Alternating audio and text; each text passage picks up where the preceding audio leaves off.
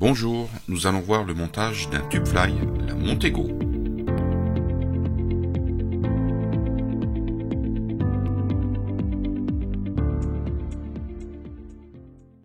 Avant de commencer, je vais vous montrer les outils que j'utilisais pour monter des Tubefly. C'était un outil qu'on plaçait dans l'étau, et avec différents modèles d'aiguilles, on plaçait le Tubefly sur l'aiguille et on fixait tout ça dans cet outil.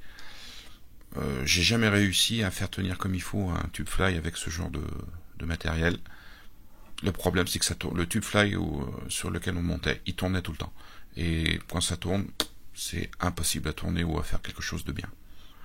Donc moi, je me suis tourné vers les outils de chez Pro Sport Fisher. Donc l'outil principal est une aiguille, c'est-à-dire que l'extrémité est fine, arrondie, et sur l'arrière, l'aiguille est plate. Donc ça a l'avantage de pouvoir être mis facilement dans un étau et ça bloque tout ce qui rentre dessus. Ensuite, ils utilisent pour monter vos Tubefly des tubes plastiques avec deux diamètres différents. La première partie, où c'est le diamètre le plus fin, sert principalement à monter votre Tubefly, à enrouler tous vos plumes, tout ce qu'il faut, et éventuellement ajouter des petites pièces supplémentaires, soit pour lester un tout petit peu, ou soit pour donner des reflets, comme du tinsel. Vous pouvez aussi rajouter sur ces Tubefly toute une série de casques qui vont vous permettre de finir la mouche et éventuellement de lui donner une certaine nage quand vous pêchez. Donc avec ce genre de tube plastique qui est très facile à monter, très simple, vous pouvez faire beaucoup de modèles. Et la partie arrière, avec un diamètre beaucoup plus important, sert principalement à maintenir votre hameçon dedans. Ça prend soit des simples, des doubles ou des triples. Il faut mieux utiliser des hameçons spéciales Tubefly avec un œillet assez fin. Et après, vous pouvez couper en fonction de la longueur que vous voulez. Voilà un exemple de la mouche finie, ce que ça donne. Donc on va placer l'aiguille dans l'étau, comme je vous le disais, c'est simplement vous la placez dans les morts et vous serrez. Donc normalement ce genre d'aiguille va sur tous les étaux. Ensuite vous avez simplement à enfiler le tube plastique sur l'aiguille et en poussant, il faut forcer pour bloquer le tube pour éviter justement qu'il tourne. Donc il ne faut pas hésiter à pousser. Là, ça ne bouge plus. Vous pouvez le faire aussi sur des Tubefly conventionnels en métal. Vous voyez, vous l'enfilez sur l'aiguille. Et si vous poussez un tout petit peu, du fait que la conicité est là, ça bloque votre Tubefly. Donc on va commencer cette mouche. Alors j'utilise du fil très fin et très résistant de type nanofil. Le fil conventionnel est à déconseiller parce qu'il aura tendance à casser facilement pour ce genre de montage. Donc je vais prendre une première touffe de poils. Ça sera soit de l'Arctic Fox, du Marble Fox, enfin vous avez plein de possibilités. De toute façon vous aurez tous les liens dans la description pour avoir ce genre de produit. Donc vous prenez une touffe de poils et vous la prenez par extrémité, et un peu comme les poils de lièvre, il faut enlever tous les petites poils que vous avez à la base. Vous voyez, ça il faut enlever. Ça va déjà diminuer l'épaisseur de votre touffe et ça sera plus facile à monter. Bien lisser les poils. Donc on va fixer ces poils au niveau de la jonction entre les deux diamètres, là où il y a un petit rebord. Donc ça va vous permettre de relever la touffe de poils. Donc je l'attache une première fois. Donc on pourrait la laisser comme ça, mais moi je préfère, c'est-à-dire que les poils soient répartis sur la totalité, le diamètre entier du Tubefly. Voilà, là j'ai fait la moitié. Donc pour arriver à ça, il faut desserrer vos tours de fil et avec vos doigts, vous faites bouger vos poils. Et au bout d'un moment, tout se répartit tout autour du Tubefly. Donc une fois que c'est bien réparti, vous serrez et vous coupez l'excédent. Donc vous coupez tout autour. Essayez de couper au ras du fil. Il faut en enlever le maximum. bien serré avec le fil de montage. Voilà. Alors on va mettre un petit tube, mais là si vous voyez avec ce type de montage on ne peut pas aller jusqu'au poil noir, il y aura toujours une butée du fil de montage. Alors pour cacher ça, on va prendre un petit peu de Marble Fox de chez Pro Sportfisher et on va prendre une petite portion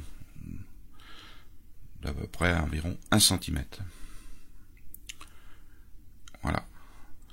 Et on va placer cette portion dans un dubbing loop, comme pour faire une collerette en lièvre, pareil, ou comme une collerette en cul de canard, c'est exactement le même principe.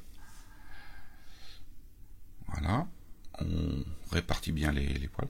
Alors là, vous pouvez régler la longueur que vous voulez. Ici, c'est pas trop mal. Et avec une bonne paire de ciseaux, c'est important, une bonne paire de ciseaux, vous coupez. Voilà. Il faut faire attention, ces poils ont quand même tendance à bien rester soudés entre eux. Donc une fois que vous avez bien placé les poils, il faut torsader. Il faut bien. Alors à ce niveau-là, il faut, comme vous avez un fil très solide, comme du nanofil, là il ne faut pas avoir peur de vriller. Il faut vriller vraiment un maximum. Si vous torsadez pas vos poils, vous voyez, je tire dessus pour voir si les poils restent bien, ne s'arrachent pas. Et là, il y a juste maintenant à enrouler comme une collerette en lièvre, en rabattant tous les poils vers l'arrière. Et oui, et quand vous allez finir d'enrouler, on va arriver avec juste au ras du tube. Il n'y aura pas de partie qui va être gênante sur le devant, comme pour les poils en noir. Donc là, avec le fil de montage, je vais bloquer. En plus, ça vous donne, ce type de montage vous permet de donner du volume à votre mouche. Voilà, je coupe. Et avec le fil, je rabats un peu les poils en arrière. Avec le fil, j'essaye de les pousser un petit peu sur l'arrière. Voilà, ça donne une jolie touffe bien régulière avec du volume. Et là, je mets une toute petite pointe de cyanolite pour bloquer le tout. Et là, je vais pouvoir mettre mon petit tube. Et il va se positionner juste au niveau des poils. Il n'y aura pas d'espace désagréable, je dirais. Voilà. Et en plus, le petit point de colle vous permet de garder le tube bien positionné. Et là, je vais recommencer. Je vais recommencer le montage du poil orange de la même façon. Je refais une touffe. Donc, on refait le même schéma, c'est-à-dire qu'on va faire un petit enroulement. On va préparer une seconde portion de poil. Je refais un dubbing loop.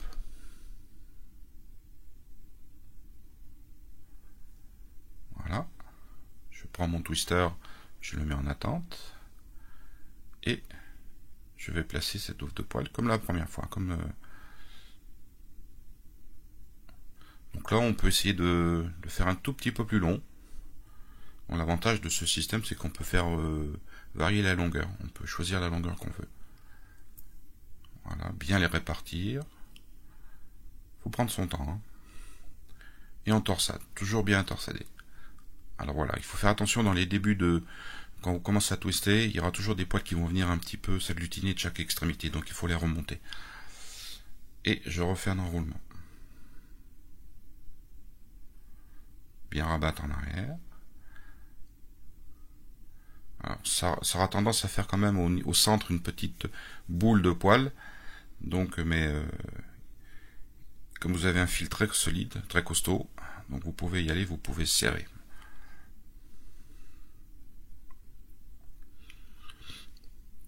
Toujours bien répartir, toujours bien tirer vers l'arrière, toujours. Donc là, ça va vous faire une partie du corps, vous voyez, comme si c'était un tincelle. Si on avait fait un corps en tincelle, là on l'a fait avec un tout petit tube métallique brillant. Donc c'est plus rapide. En plus, ça va donner un léger poids supplémentaire à la mouche. Donc là, je vais prendre un autre type de poil, hein, comme du yak ou du nayat. Enfin, je vous donne, il y aura tous les liens dans la description. Là, vous pouvez mettre beaucoup de variétés de poils. Donc vous prenez une touffe. Alors il faut privilégier quand même des poils qui se tiennent bien. Vous voyez, quand vous les prenez dans vos doigts, il faut qu'ils restent bien droits. Là je fais comme pour les premiers poils noirs, j'enlève la base, les petits poils qui sont dans la base. Et je les répartis bien. Donc après, vous allez les positionner par-dessus. Voilà. Alors là, c'est la longueur, ce sera à vous de déterminer suivant ce que vous voulez faire. Si vous voulez des longs tube fly ou des tube fly un petit peu plus courts, vous allez régler la longueur de ces poils en fonction du modèle que vous voulez faire. Là, je ne vais pas les répartir tout autour, mais simplement poser une touffe de poils sur le dessus avec un petit coup d'ongle pour faire une forme en V. Alors pour ce genre de produit, pareil, il faut bien serrer, parce que c'est les poils sur du plastique, ça a tendance toujours à glisser. Donc il faut pas hésiter à serrer. Donc je vais prendre du flash à bout, ça sera du flash à bout. Là je prends du flash à bout holographique. Vous pouvez prendre d'autres matériaux, c'est très bien. Donc vous prenez à peine une dizaine de filaments que vous attachez comme les poils sur le dessus. Donc ce qui est important, c'est de bien les placer au-dessus. Alors il faut partir du principe que vous montez cette mouche comme si vous montiez ça sur un hameçon simple ou un hameçon double. Alors de préférence, moi je mets les fibres holographiques de la même longueur que les poils noirs. Donc là on va couper la base. Essayez de couper au plus court, mais c'est pas toujours évident parce que les poils sont bien plaqués contre le tube. Mais ça c'est pas grave, de toute façon ça, on va cacher tout ça en faisant la tête.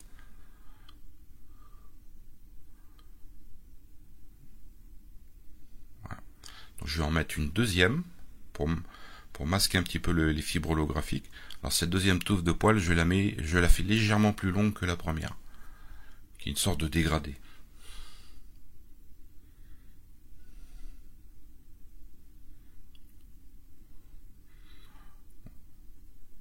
Voilà, c'est pas trop mal centré, c'est bien. Donc toujours bien serré, toujours. Et on coupe ce qui dépasse.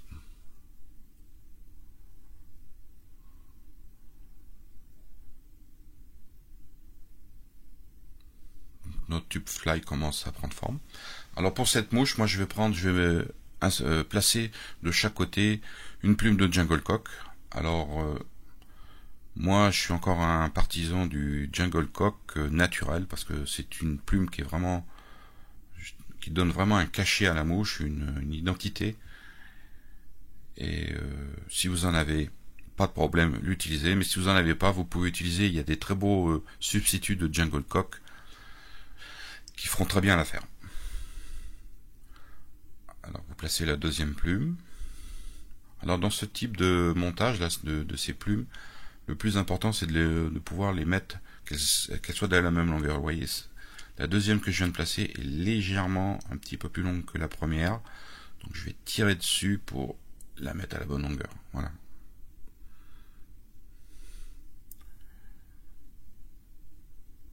Et je serre. Donc voilà, ça commence bien à prendre forme. J'aime bien ce genre de mouche. On coupe.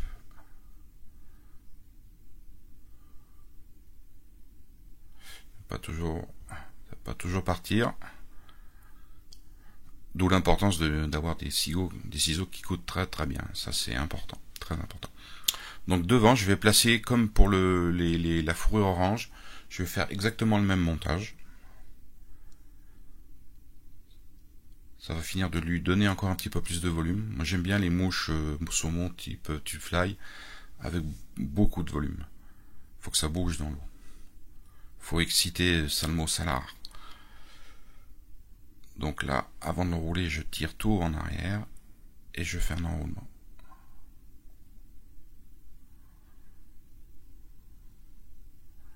Donc ça va vous faire un mélange de rouge et de orange. petit peu comme le modèle classique de mouche à saumon de Thunder and Lightning. Enfin, c'est pas ça, mais ça y ressemble un petit peu. Donc là, vous bloquez votre dubbing loop avec le fil de montage, vous coupez. Voilà.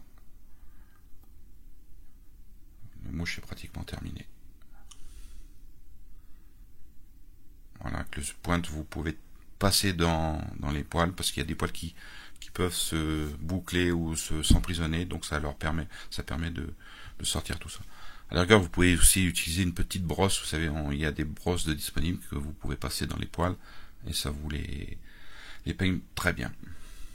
Donc là, je fais 2 petites demi-clés rapidos pour bloquer le fil, et je mets une petite goutte de cyanolite. Voilà. Donc là, du nanofil et de la cyanolite, ça ne bouge plus.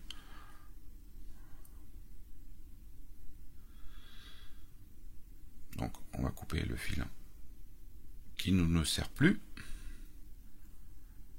Et on va placer un cône devant. Vous voyez le fait d'avoir mis un peu de fourrure juste sur le devant, ça termine parfaitement votre mouche. Votre cône est bien rempli, il est bien les poils sont bien dans l'axe de la mouche. Ça finit parfaitement. Donc là, pour finir votre mouche, il suffit de pousser un petit peu votre mouche sur l'aiguille pour éviter, et vous coupez à 1 ou 2 mm juste devant le cône. Là, vous allez prendre un briquet et vous brûlez l'extrémité. Vous voyez, ça fait une sorte de boule et vous arrêtez. Et là, vous tirez votre mouche vers l'arrière pour former le trou de l'œillet. Oui, hop, voilà. Vous avez enlevé le petit plastique de trop. Vous laissez refroidir. Vous voyez, ça devient un petit peu plus transparent. Et votre mouche est terminée. Et là, il suffit simplement de couper la longueur du tube derrière pour ajuster votre grosseur de tube fly et de placer votre hameçon à l'intérieur. Voilà. Parfait. Très belle mouche à saumon. À vous maintenant de créer vos propres modèles en faisant varier les couleurs et les formes. Tout est possible. À bientôt.